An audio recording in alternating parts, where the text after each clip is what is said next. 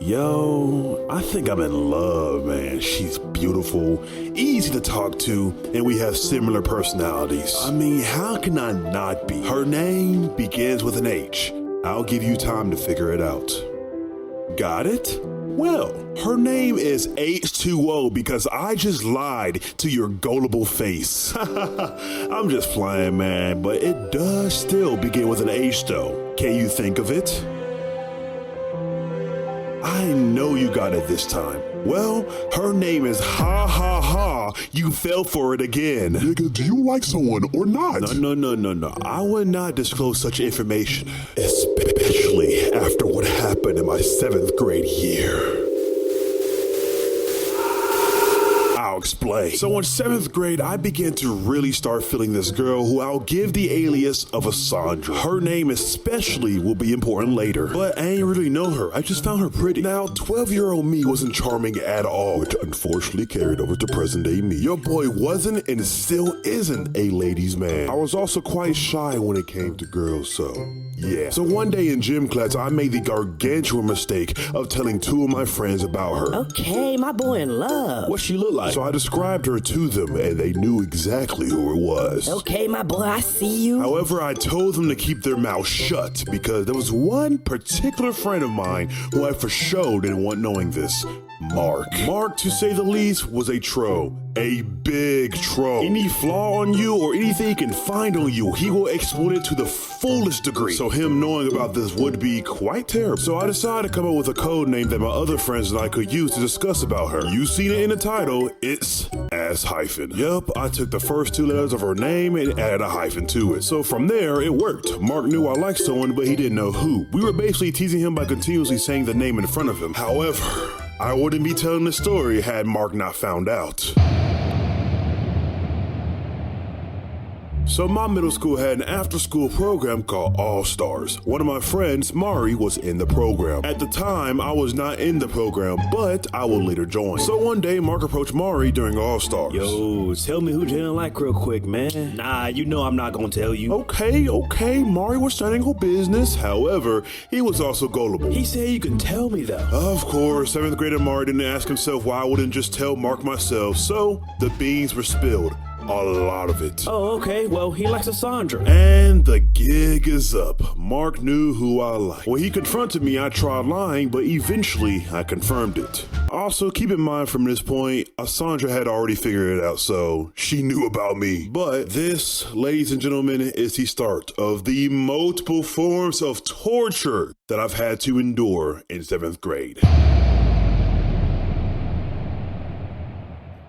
One of the OG ways of torture I had to go through was during lunch. So the way our lunch was set up was my class would go first and Sandra's class came after. In other words, our classes sat next to each other. With this in mind, my friends, not just Mark, took the opportunity. Sandra, yoo-hoo! Hey, Sandra, girl. Yo, Sandra! Hey, yo, shut your dumb ass up, bro. These folks were calling out her name, which ultimately brought the attention to moi. Every time they called, she would look on over. It became an everyday thing, and they did it so much that I eventually just toned them out. So yeah, this is just the beginning of the trolling, and it gets way, way worse.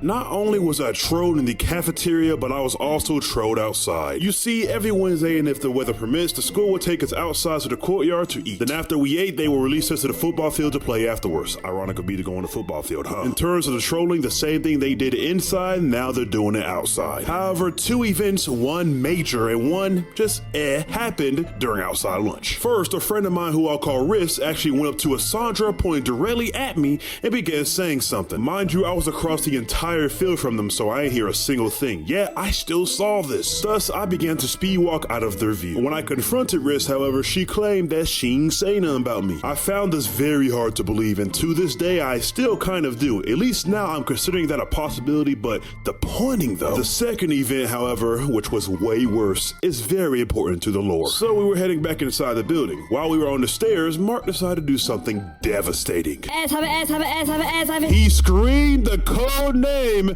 Alessandra. Mind you, we were still using the code name, especially when around her. I was cooked. The code name was now leaked, and she knew exactly what it meant now. This was terrible, bro. So after he did that stupid thing, we went outside and headed towards 7th grade hall, which was at the top floor. That's when apparently she waved at me. I say apparently because I didn't see it, but my friends did their freaking out thing again, so something must have happened. And yeah, that's all that happened during my lunches. And now, oh dear God. I remember this moment clear as day. So one day in science class, we were chilling for the most part. I was sitting in the middle of the class while everyone else sat at tables in groups at each end of the classroom. Someone knocked on the door and Mark got up to open it. Oh, it's S-hyphen. I was picking my hair when he said this. For some reason, I didn't correctly process what he said. I just thought he was saying it to be a troll. However, when that door opened, I was taken aback at who entered the room. Sandra. Immediately, butterflies in my stomach and stress rose high up. I started stress picking, which means that I was picking the same spot over and over again. She began walking down to the teacher's desk. The entire room got silent. Eyes were on me. Oh yeah, did I forget to mention that somehow the entire class knew about me liking a Sandra? I was cooked. People began chattering.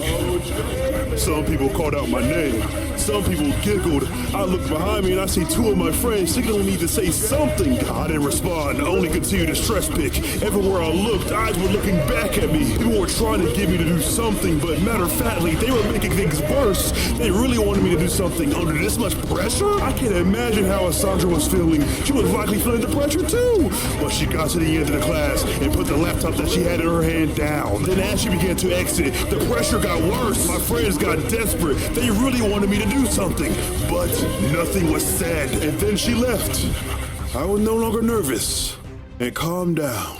There was nothing but disappointment in the room, but I didn't really care. I was temporarily liberated. That had to be the most nervous I've ever been at school. This was the worst thing that happened during the S-hyphen era. Never would I want that to happen again. The last thing I'd like to point out is how I was assaulted in the same science class. We were about to leave when Sandra once again entered the room. The class's reaction wasn't as pressurizing as the last time. However, one of my homies did something. I'm not even gonna mask his name. I'm gonna say it right now. Talent. This boy started pushing me towards Sandra's direction. I was a victim of battery. Of course, I resisted and gave him a little pushback. Hey, bro, chill. Nah, take your ass over there and speak to her. Not with you pushing me, bro. And yeah, that was it. That's all I got. Before I end this video, here's a bonus story. This happened rather recently. Y'all remember me mentioning the party of September 3rd, 2022?